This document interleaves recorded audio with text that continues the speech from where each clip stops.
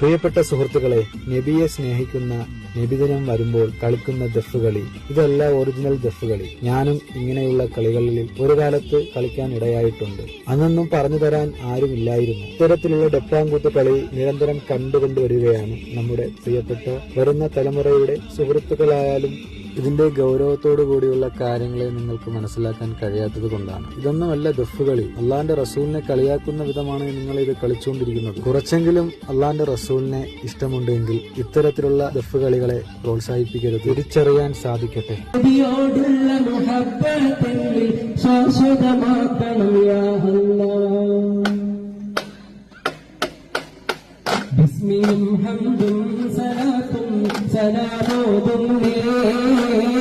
വിസ്മയിക്കും കാലി ഞങ്ങൾ തുടങ്ങിയിടുന്നേ.